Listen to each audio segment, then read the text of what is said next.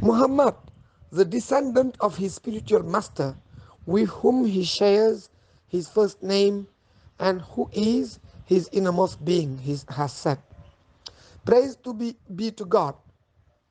He is the one that dissimulates my defects, him that lays out the direction of my connection and assists my gratitude to him. And he is one of a modest origin, and by removing the veil which dissimulates ignorance, he makes education pleasing. And he is in control of the privileges and good to the man of science by congratulating them with the straight path and the reward. Because the peace and safety is from the sublime, one who strengthened Al-Burah. Our Lord is he who called out to the Creator by the best of the codes of conduct and morality. In fact, Muhammad, peace and salutations peace be upon his family who have precedence and his companions who obtained favors that last forever. They have perpetuated the message without discourse because they had fixed their carnal hearts towards obedience. They had left fortunes to make pious expenditures without ostentation, through human eyes and without hypocrisy. They rested on the advantageous one, that is the provider, being submissive towards him with regard to their subsistence. They all were resolutely turned toward the beyond, because they had irremediably repudiated its rival, the physical world. They are not frightened at all, not by fear of any danger, not by destitution. They adhere to the regulation of the leader, which is the Creator. In truth, they were devoted to the execution of the orders with love, while not being diverted by the goods from the fairs. By science, they had dissipated darkness from the horizons. By science, through their action and harmony. They are noble, these lords imbued of sagacity, who by experiment have fully enjoyed the spiritual delights. Their approval has granted me the means in which I reach the holder of absolute preeminence. In fact, Muhammad, on him be the prayer of the eternal, his family and his companions, of which the degrees of merit are treated on a hierarchical basis. Now to present that this is a recitation that I deliver at the request of certain disciples that wanted it rhythmically. A request for a versification that deals with legal courtesy, so that virtuous conduct can be obtained from it, that draws us to what of course is necessary. Because he who seeks has but to obey. Because the exclusion of this versification that deals with legal courtesy will deprive them of happiness and profit. And it constitutes the best treasure in the two residencies and is arguably most honorable to the man of distinction.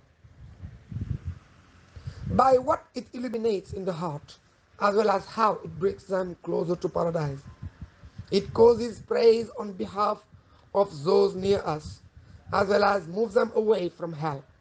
Thus, I have undertaken this task to put forth the answer of the request, hoping for the approval and reward of God. It has as its content the prose of a saint, man of God, who spoke enigmatically, that means obscurely, and I especially hope to carry out his wishes. Because his rose joins together with conviction the majority of what the former writers had split up. However, all that is abridged insufficiency is preferable to an abundance full of difficulties.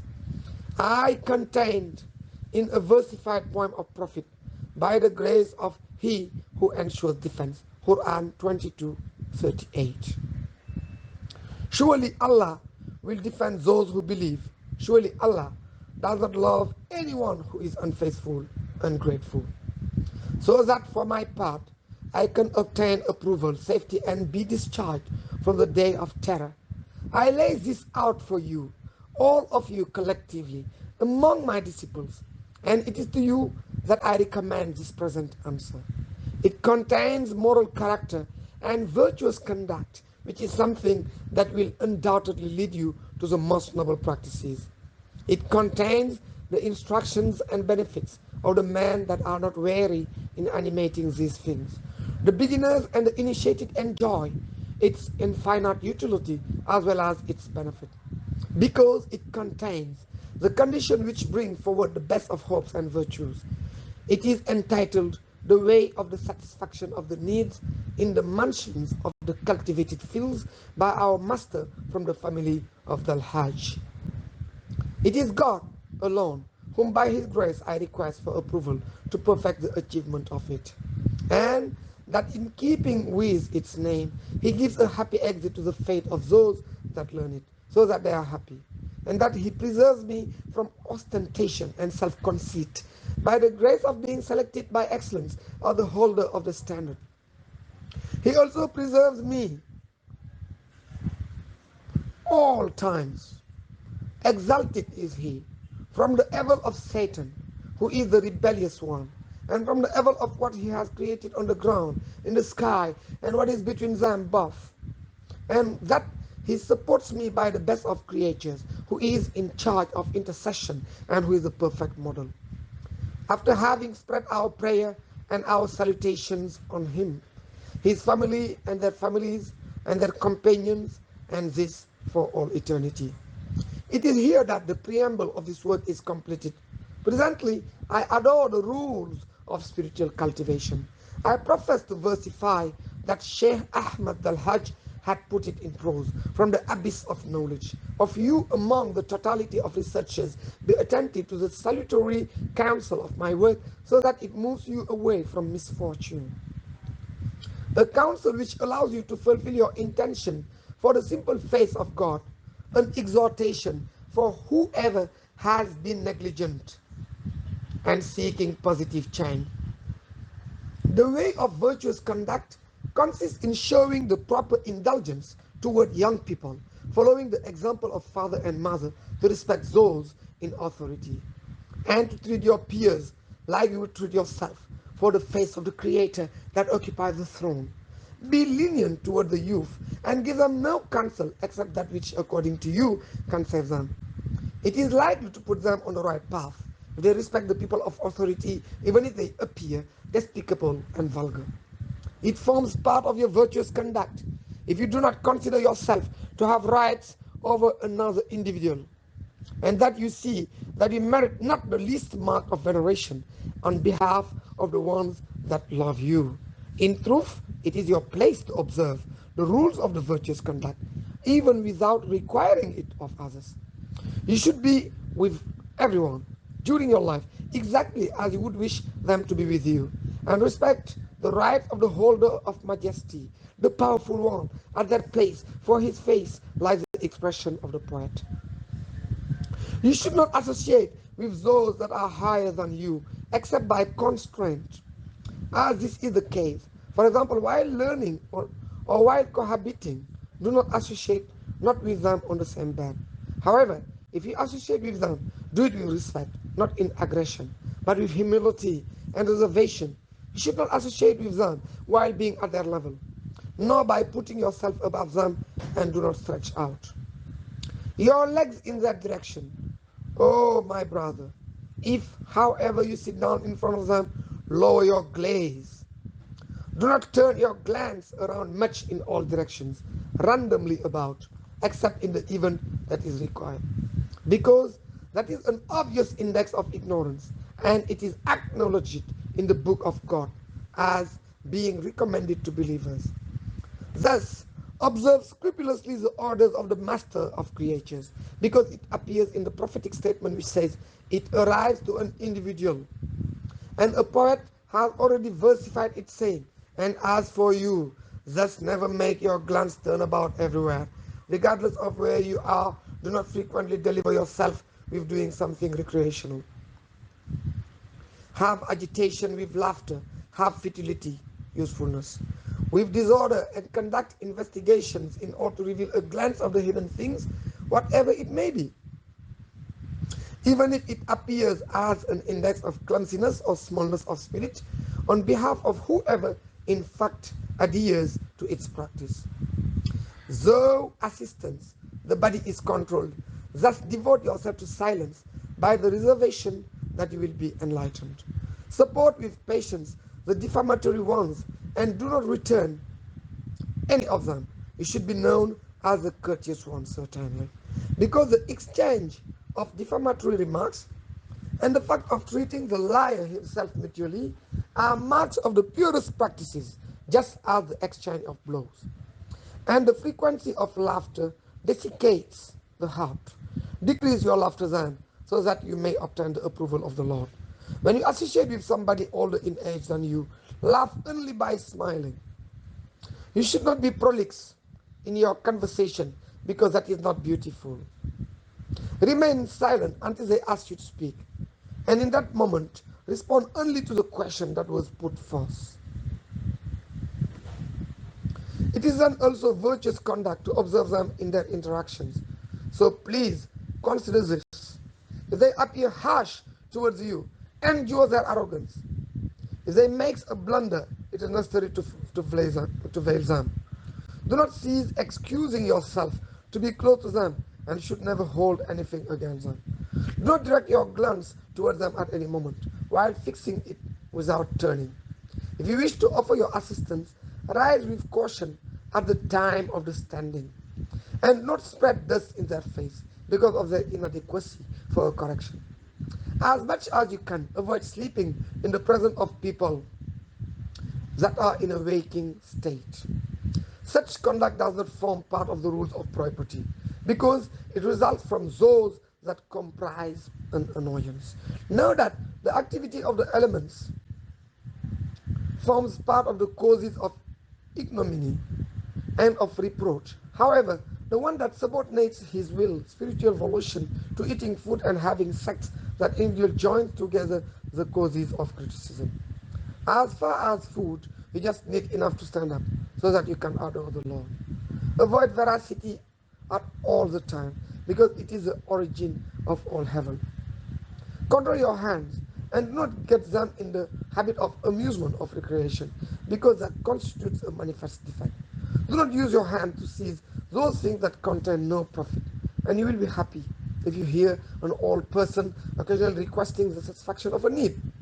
Seeking, for example, in need of an envoy for a service, satisfied for Allah's sake, so that no one solicits himself for a service without you not doing it, and in that you will be honored. Never say to someone, you are lying, or what you said is not true, or you are wrong. Never say to someone, you are lying, or what you said is not true, or you are wrong, or any other possible variation of this kind that can frustrate them, even if they are a child, because it is a mistake. If they affirm something that you do not know, show them respect in that. Thus you will have shown nobility. Say to them rather, I did not see it that way, or I believe that, or for my part I was unaware of that. And as for other formulas of that kind, among the good formulas, avoid offending and committing prejudice. Accustom your language to fine words, thus you will be happy and you will be preserved for any evil. According to the remarks of the Master of all creation, the one that believes in God and the day of judgment must hold their remarks until it is appropriate, or keep himself silent, so that the continual peace and blessing of his Lord may be upon him. And for such a precise goal, must move very precisely without sauntering, because wandering inflicts a lesson of correction. Never laugh unless it is for something funny, because it carries out a displacement only by necessity. Each of these behaviors is rated to ignorance, and they are contrary to virtuous conduct and are not easily overturned by those that adhere to them. And never roll up your trousers. That is a deviation from the way of good manners. Such behavior is classed among the Moors to degrade the villains who are rebellious from the tribe of Hassan.